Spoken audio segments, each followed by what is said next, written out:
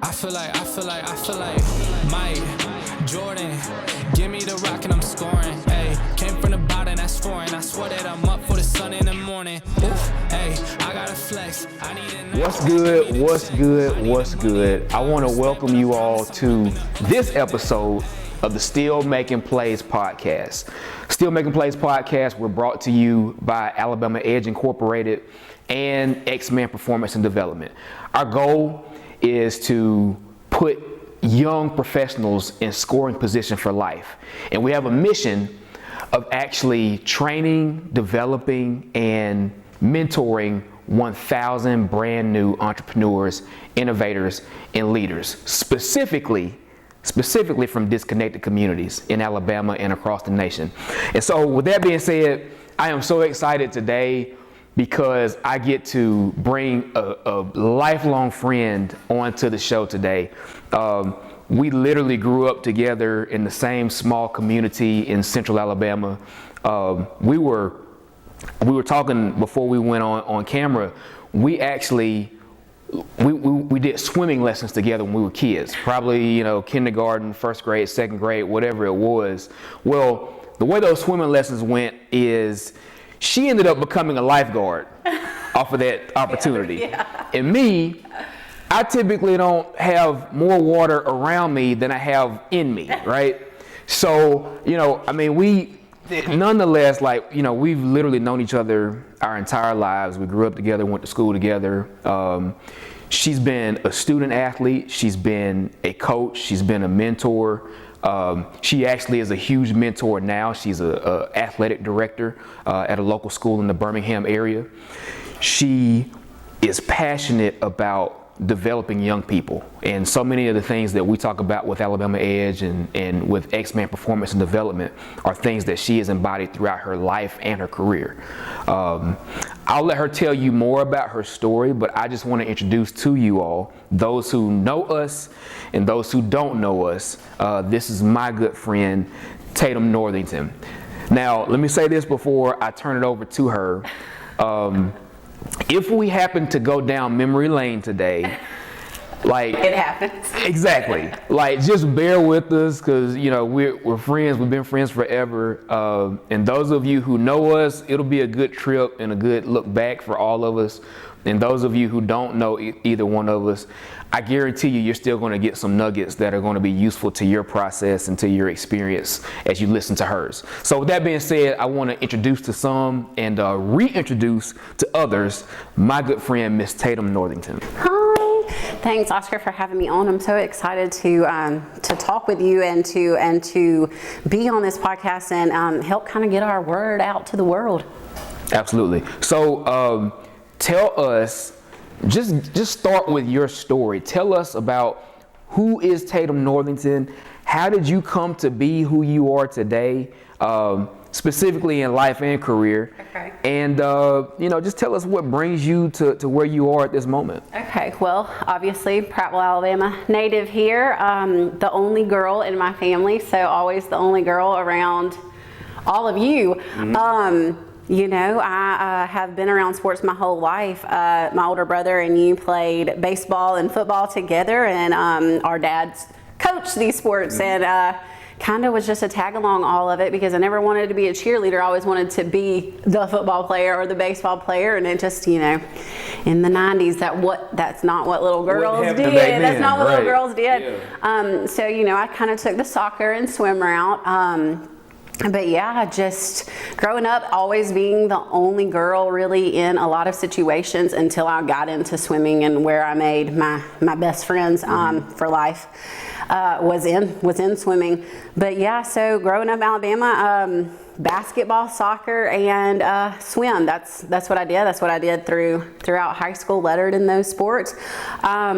Always thought that I would be Robin Roberts. That was the goal. I wanted to be Robin Roberts, first female ESPN sideline reporter. Mm-hmm. That was my dream. That's why I went to the University of Alabama in telecommunications and film and media production to become her. Then life happens, and just realized I really wanted to teach those skills instead of do it myself kind of thing, instead of being on this side of the camera like I am today.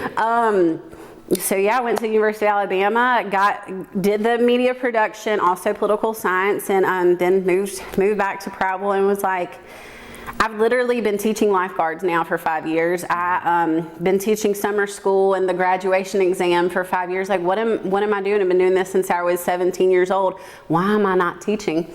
So went back to school, got my master's in secondary social science education, and have been doing that ever since. Have stayed in the education realm just because, I don't know, it's kind of ingrained in my family. Everybody in my family is a teacher, just like you, and it just kind of took over. But my love of sports has never faded, and I always wanted to be a student advocate for the co-curriculars.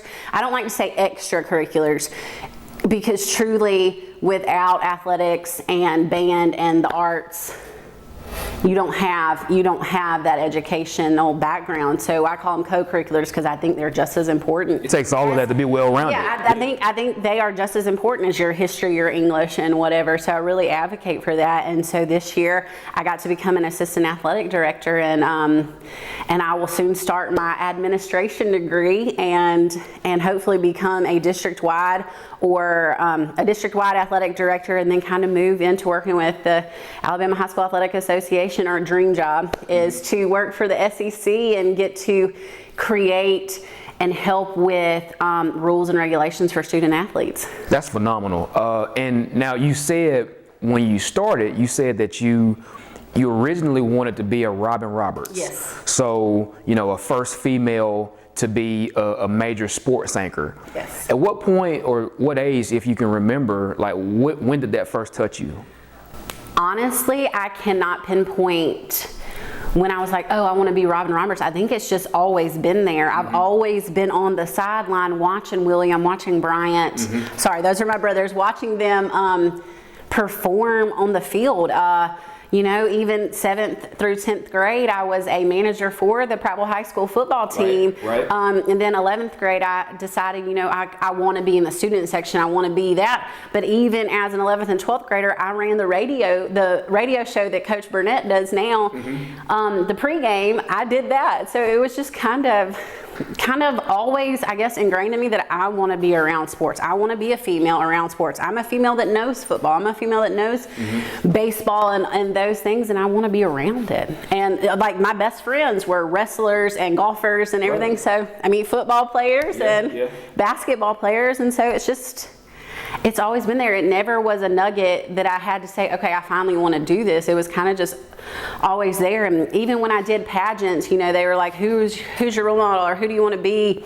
And I would talk about Robin Roberts, and I would even, they were like, okay, give us a sideline report. And I would be like, all right, here he is on the 50, the 40, touchdown, right, just because it's what I want to do. And I still adore her as a Good Morning America anchor, and just her entire career. Like, I'm envious and jealous of it. Like, she was a college basketball star, and then all this through ESPN, and then moved on to Good Morning America. And I just think that's so cool. And I hope that I can mentor kids to be a part of that lifestyle, that life set, because just being around sports makes me happy. Did you know anyone personally, just at any point from, childhood all the way into college, who actually was doing what you were wanting to do? Not anyone personally, I adored Robin Roberts for so long, and like I do have a special a special place in my heart for celebrities and entertainers, just because I love to see kind of where they grew up from and how they've accomplished things. But in Prattville,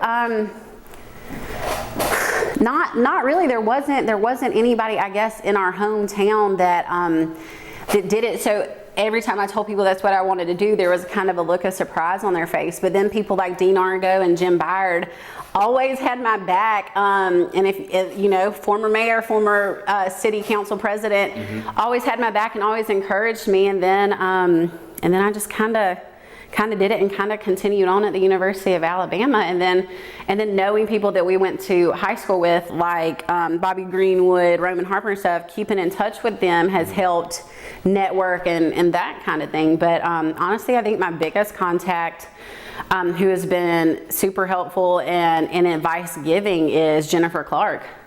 And you know, before we got started, I was talking about how, you know, Miss Terry Saban is my ultimate role model of a wife, a woman, a working woman, and someone who doesn't take crap from anyone. And I adore her. But personally, that one for me is Jennifer Clark. So talk about the power of your network. I mean, obviously, you know, if you know her and you know the Clark family, Coach Clark, and even their kids, obviously, you know, they have ascended.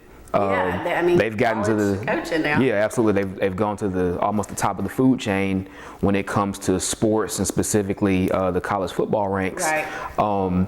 But talk about the power of your network. Just, you know, obviously you mentioned them, but you know the other people that you've met and that you've connected with, and what was your strategy, if you will, for, you know, developing those relationships and then being able to call back on them when you needed them? Okay, so obviously in high school when I'm babysitting the Clark children or the Benefield children, I never thought past it like, oh, I'm going to, you know, call Miss Clark one day for help getting in with the Alabama High School Athletic Association, but I did. Right. And that's kind of just growing up going, wow, like, I love these people. I've stayed in touch with these people since I was 13, 14 years old. And it just kind of worked out that way. And so I do have that relationship with her. And, you know, we still kind of check in weekly, just, hey, how are you? How are your grandbabies kind of thing. And I always keep up with UAB football. I think some folks in Alabama are getting scared of how good Bill Clark really is as a coach. And we've known him since he was 31 in Prattville. So one of the youngest head high school coaches in the history of Alabama. And I mean, look what he's done. So that's been fun. But that network, I guess, when I graduated from college and finally took my mother's advice on what relationships to keep, what relationships not to keep, and cultivating those. Guys, mamas are always right. Even at 14 when you're arguing with her, and then at 22 she becomes your best friend. They're always right. So even as adults. Yeah. Right. And so, you know, calling her and be like, why do you even have a cell phone if you're not gonna answer it?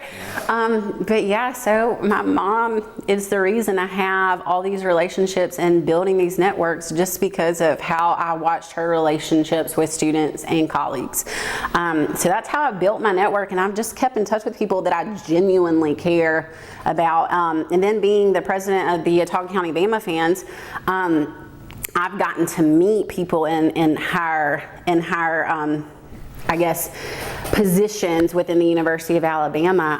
Like we were talking about before, Jonathan King, who is the content creator for Alabama football. I mean, that was awesome. I've gotten to meet and I guess become acquaintances with John Parker Wilson and even Jermaine Johnson, Funny Mane, who's come and done events for me. I've gotten to meet, and I know a lot of folks that we grew up with kind of mentored O.J. Howard as a student athlete, but meeting him as an adult and working with him and his family and their organization has just been wonderful, and that's all thanks to being an alum of the University of Alabama.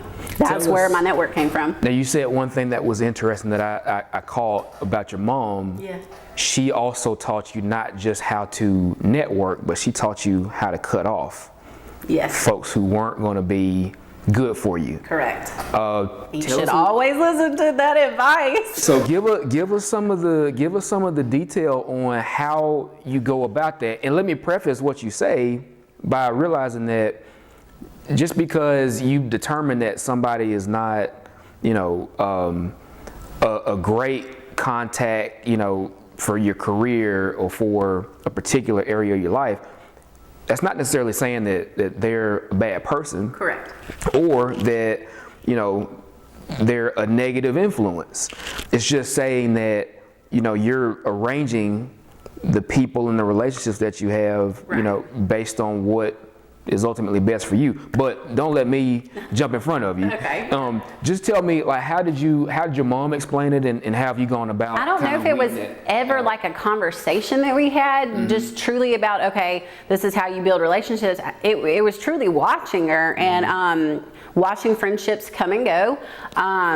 You know, and obviously we don't have friendships just to progress ourselves professionally or whatever, but it's nice to have those types of relationships. But just watching her, and when she retired, getting all these messages just about how she influenced students' lives, and how, you know, maybe some of them wouldn't have graduated high school without her, and now they're police officers or teachers themselves or NFL athletes, and she taught all these folks. So it was more just watching her, and she doesn't even know this about her, so she'll probably cry because my mom's a real emotional person when she sees this, but just watching her and how she built those relationships with those students and her colleagues is how I learned to do it. And yeah, she gave specific advice personally, especially boyfriend-wise or dating-wise. And you know, best friends break your heart, and so she even has given advice on that, and I've taken it truly to heart. And I think I have one of the best groups of people around me that I've ever had in year 32 of my life, almost 33. And I guess I can count my circle on both hands, and it's not more than that, and that's just kind of what it needs to be. But you know, continuing to cultivate and build those relationships and pushing each other to be better. I mean, when you and I talk on the phone and stuff, it's the advice you give or the advice I give, I just feel like it just pushes us both to be better personally and professionally. And I feel that way with my group of friends. And it's taken 32 years to cultivate this group of friends. And you know, I have had to cut off people. People have cut me off. You know, you might be a bad guy in somebody's story, and you have to accept that. You can't tell somebody how they feel about you. You know, so. Yeah, and I learned how to build and cultivate them from watching my mom with students. Yeah, and that's the reason why I wanted to kind of deep dive into that particular point, was because, you know, we're in this cancel culture now, right? Right. And so for everybody's looking for a reason to cut off or cancel a personality or a person who's played whatever role in their lives. Now, it could be somebody that you follow on social media, all the way down to family members, right? And kind of what I search for these days is, I want to be able to apply some logic to that whole process. It's got to be more than just, I'm cutting this person off because they pissed me off or something. Right. You know, so. And I totally get what you're saying. And yeah, cancel culture right now is huge, especially with the advent of social media and how big it has gotten and become as a part of our lives. And while I don't disagree with cutting people out of your life for certain reasons, but it shouldn't just because, we got in an argument. You shouldn't make a permanent decision no permanent decision should be made on a present feeling. Right. It's something you've got to truly think out. And yeah, maybe you should cancel some people out of your life, but you don't have to make that public. Indeed. But as a 32-year-old woman in the current climate in our country, I have finally decided that I'm not apologizing for what I feel. And if we disagree on morals and values, then truly there's nothing there to sustain that relationship, whether it's a personal, dating, friendship, whatever, even colleague-wise. If we don't have the same morals and values, that's kind of where I cut it off, especially in today's climate.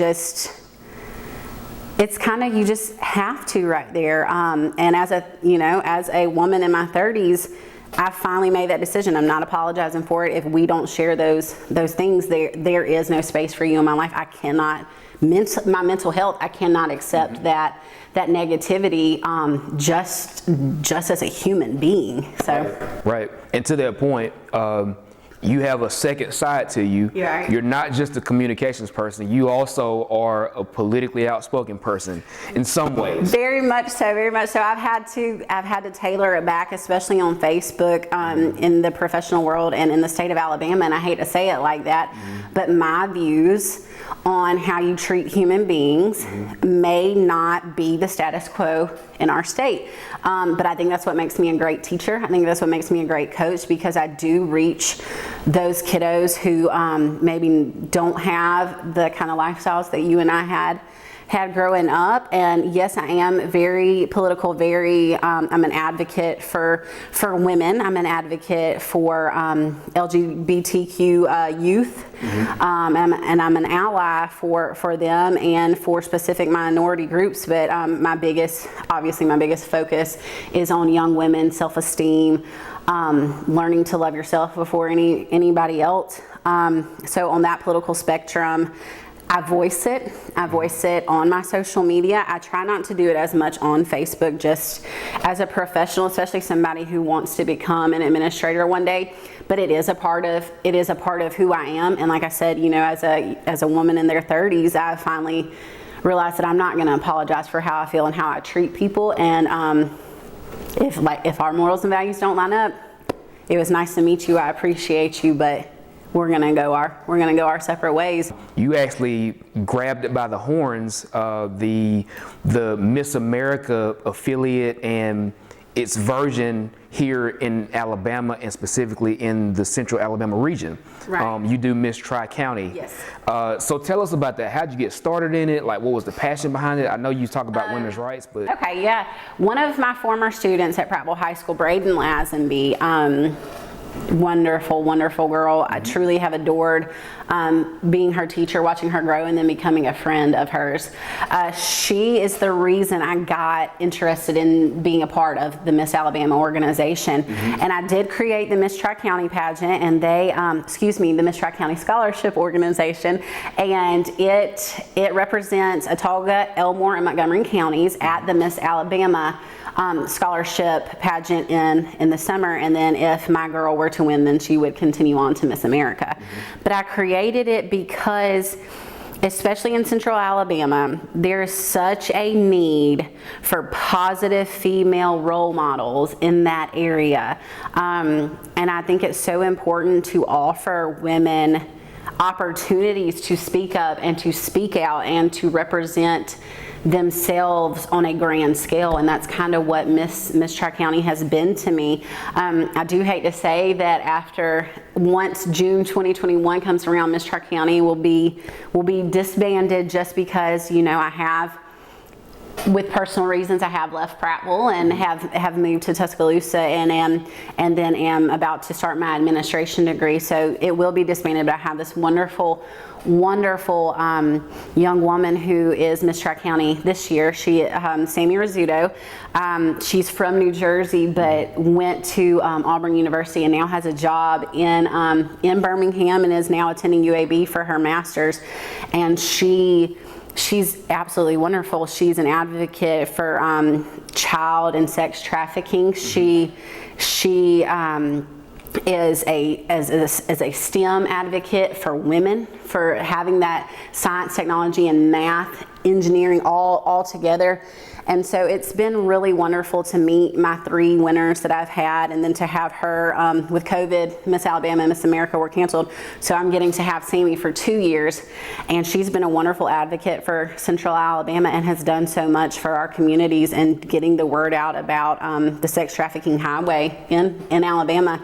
And she's the reason in the Birmingham airport that there are domestic violence and sex trafficking signs in the women's bathrooms. I mean, that was her. And wow. So like getting that word out and helping people, and she's done that. And me getting to mentor that, but also become friends with my winners and just push it has been amazing. And I do hate that I have to step away from it, but again, for mental health and personal reasons, after June 2021, I am stepping away. But it's probably been a privilege of my life. I would say an honor of my life to get to work with the young women of the state of Alabama to better themselves and to give them scholarships to continue their education. What was the hardest area as you mentored and developed these young women? What was the area that you saw just constantly, you had to, constantly pour into most of them for?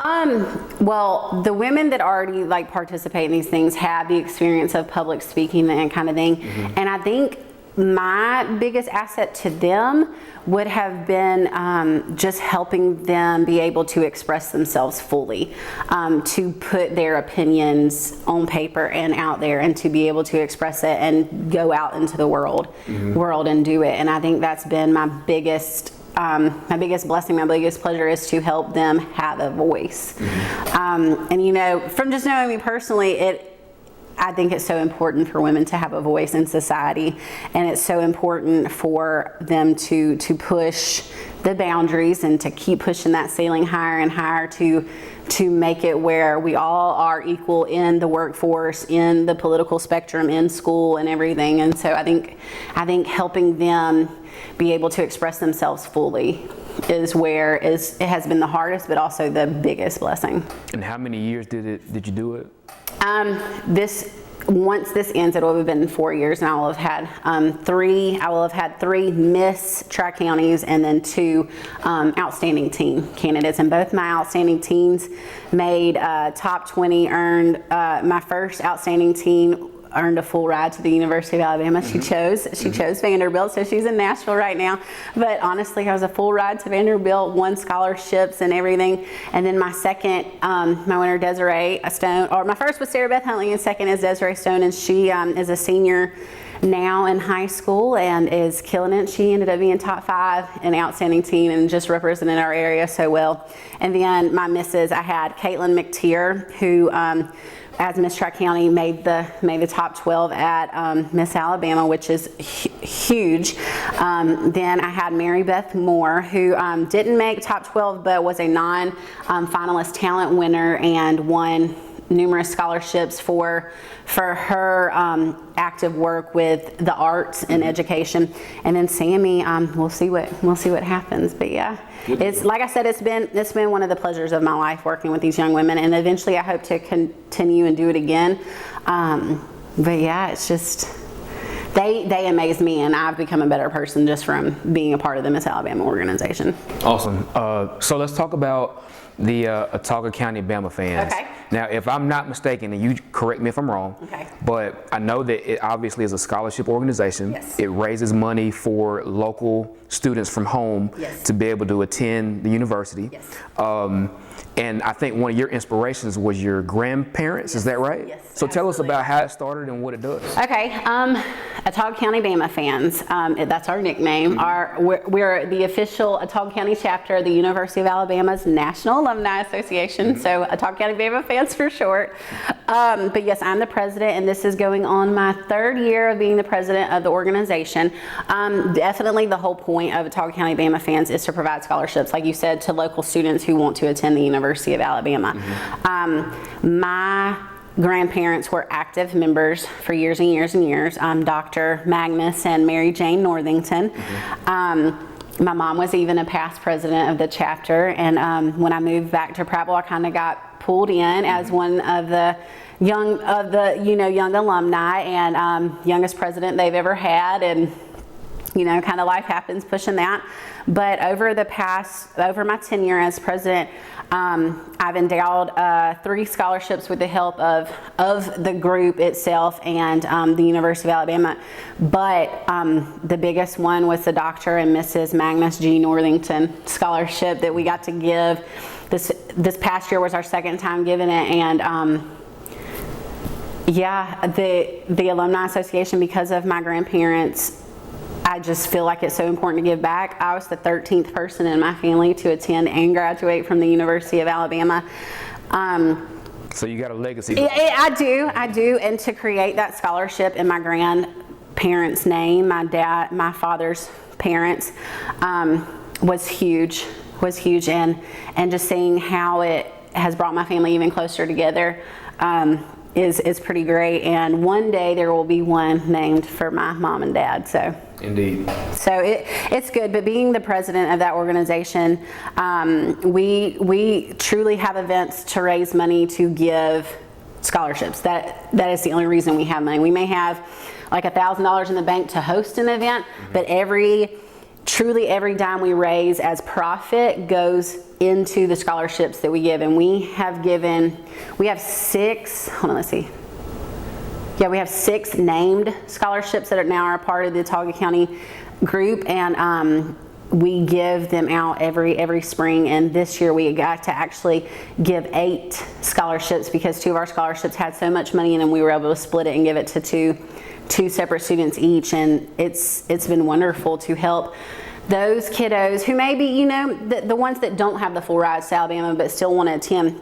and help with their freshman year. And eventually our goal for some of those scholarships is to turn them into four-year scholarships where we're helping throughout our students' lifetime at the university. Right. And truly staying in touch with them, staying in communication with those that we give scholarships to, and those that are alumni to come back to Prattville, to Autauga County, and join in and be a part of the organization. That's our goal. And that's why I push for, you know, the revitalization of Autauga County, of Prattville, because we want the young people to come back and be active and be a part of it. Mm-hmm. And if they don't come back to Prattville, I do want them to remember the alumni group, so wherever they go, they join it. Right, indeed. Tell us a little bit about, you talked about your passion and your desire to want to mentor and empower. Talk to us just a little bit about what it's been like as an AD. That's so a dream job. You're doing that currently, and you said earlier that you wanted to ultimately find your way into the SEC, into the business side of the sports industry there. But talk about what your experience has been so far as an AD, and, you know, just kind of what you've seen from the student athlete as well as from the administrative side. Right. Well, you know, growing up, I've always been around sports, and even as a 15, 16-year-old was tutoring athletes as a part of community hours for Beta Club and National Honor Society in high school. So I've always been a part of that. And then as a college student at University of Alabama, tutored student athletes there as well. And then, you know, getting into education, I always wanted to be a part of the sports industry. And personally, I was a little bit heavier a few years ago, and was kind of told, you'll never be a coach, you'll never be in athletics, you're not athletic, you don't understand it. And I just said, okay, watch me. And you're not even telling the whole story, because you lost almost 100 pounds. Yeah, that's true. So, not to put you out there, but I just put you out there. Yeah, okay, yes. Because yes, it's a huge success. Thank you. And it is. And those of you that know me in high school knew how athletic I was, and right. knew that. But then being a part of it and being told to my face by somebody I was super close with, somebody I loved, you're not athletic, you'll never do it, why are you trying to get into sports? And I did it this year. And as an assistant athletic director, it's my job to be in charge of all eligibility for all students at the middle school. And there are still, in 2020, not many female voices in any of those organizations. Right. Which is crazy to me, because we're half the population, we're half the sports. Mm-hmm. And you know, there should be females making those decisions. And I hope when if anybody were ever to talk to one of my athletes, they would remember me as somebody that pushed and advocated for them in their co-curriculars, but also pushed that you are a student first and an athlete second, and so your grades are so important and what you do with them. And as an athletic director, being able to have that position and say, okay, our grades are number one, and once you have those grades, you can truly be anything you want to be in the athletic world, in a career field, in anything that you ever do, because you're building the foundation by playing a sport, by building that team mindset, by building up your self-esteem on how you play and taking care of yourself that way. It truly all factors in back into the mind, body, spirit on how we create good people and good citizens of the world. What's the greatest challenge that your student athletes are facing today? Community involvement. Mm-hmm. When we were in school, Friday nights, you were at the football game, no matter what, cheering them on, win or lose, you were there. Right. I guess in the past, how old are we? 15 years. That Don't tell my age now. You you can tell yours. Don't tell them mine. 15 years, it has changed, and social media has kind of made it negative. How we treat schools, how we treat, and it's not necessarily treating the students that way, but we paint broad strokes about education and about athletics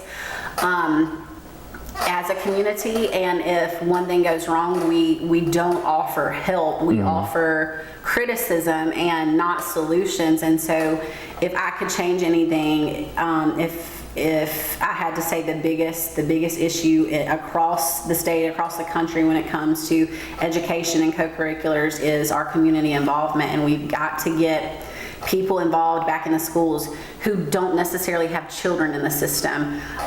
Even young people like myself who don't have children but still want to see their community thrive. We've got to give back and put into the systems, and that's been the hardest thing to watch it not happening. And it's been I feel like it's a burden that I want to alleviate, because I want the kids to see that they have the support. You know, some of them don't have the best home lives. I mean, you know, that's Right. some of our students across the country don't have the best home lives, so they come to school to be loved.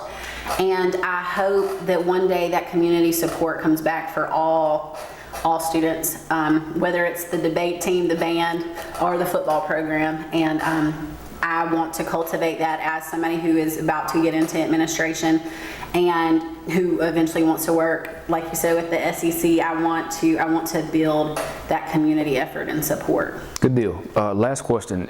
For the young professional, or for the young woman, or for the student athlete, Okay. for anyone who fits under any of the categories that have characterized your life, any of the things that you've been, what, if anything, would you offer to them kind of as your top 2 rules for moving forward in their process and being successful? Okay, and this is going to everybody, like I've talked about women on the live, but this is useful for anybody.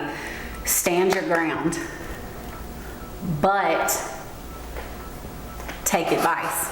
Stand your ground, but take advice. We were given one mouth and 2 ears for a reason. We need to listen more than we speak. But don't ever let anybody walk over you. But in those relationships that you've cultivated throughout your life, heed that advice, take it to heart, use both your ears, and take it all in, and use all that information to be the best that you can be. Stand your ground. Use your voice to better yourself and to better the lives of everybody around you. Good deal. Stand your ground, listen to good advice, have a great network, be able to know who's good to stay in that network, and when it's time for somebody to be removed or exit that network. And above all else, be passionate. You've heard from Tatum Northington about the work that she's done, about the passion that she has for life and for people, and for young people in particular. And I hope that everybody has seen and been able to experience the passion that she has for what she does. I think that, you know, her work speaks for itself, and I think I would be remiss if I didn't say that there's a lot more to come. So Tatum, I want to thank you again as my good friend for coming up and being a part of this conversation. I really enjoyed having the opportunity to reconnect with you. Absolutely. And totally looking forward to what you're going to get accomplished in the future. So grateful for the invitation. Thanks, O. Absolutely. I feel like Mike, Jordan, give me the rock and I'm scoring. Ay, came from the bottom, that's foreign. I swear that I'm up for the sun in the morning. Oof, ay, I gotta flex. I need a Nike bag, give me the